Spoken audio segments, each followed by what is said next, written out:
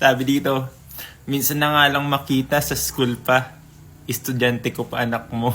Sabi niya, Ma'am, bakit 69 lang po grade ko?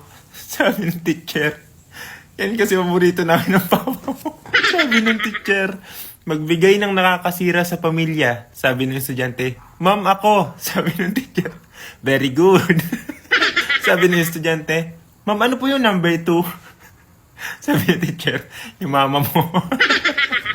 Ito sabi nung sabi ng estudyante, Ma'am, ba't ko po papapuntahin si Papa? Sabi ng teacher, wala lang, miss ko lang. Diba sabi, Ma'am, di ba ang mga teachers ang pangalawa namin magulang? Sabi ng teacher, ako dapat ang una na. Sabi ng estudyante, Ma'am, saan po kayo nakatira? Sabi ng teacher, sa bahay niyo sana kasi Raulo kasi tatay mo. Natawang-tawa ko dito. Sabi ng estudyante, Ma'am, di ba family day bukas? Sabi ng teacher, oo, sama mo papa mo para kumpleto tayo.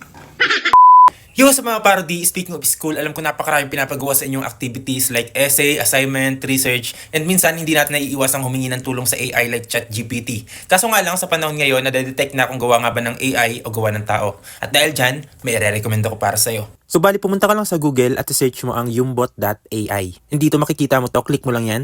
And kapag naklik mo na, ito na yung lalabas. Ito yung Yumbot guys. Merong upload file, try a sample, and paste text. So bali dito, gumawa muna ako ng essay sa ChatGPT. Kinapi ko siya and pagkatapos pinaste ko dito sa Yumbot. And dito nga sa baba, may makikita ka ditong detect AI content and humanize. So i-click natin yung detect AI content kung gawa nga ba siya ng AI. And dito kung mapapansin nyo, makikita nyo nakalagay the input content seems to be AI generated. And dito ka natutulungan ni Yumbot. Click mo lang yan na humanize. Ayan. So bali dito, gagawin na siya ni Yumbot na parang gawa ng tao. So ayan, okay na. So i-check na lang natin kung gawa pa rin ba siya ng AI o gawa na siya ng tao. Wait lang natin, ayan. And dito nga makikita nyo ang nakalagay na the output content seems to be human written. So ayun, okay na siya guys. So para ma-sure natin na hindi na talaga siya gawa ng AI, i-copy lang natin to, tapos i-paste ulit natin doon. Tapos i-detect AI content natin, ayan. So makikita nyo nga dito guys, ayan. The input content seems to be human written. So okay na talaga siya. So bali ganun lang kadali, basta lagi nyo lang tatandaan ang paggamit ng AI ng sobra ay nakakasama. Kaya dapat gamitin sana natin to ng tama. Yun lang, peace out!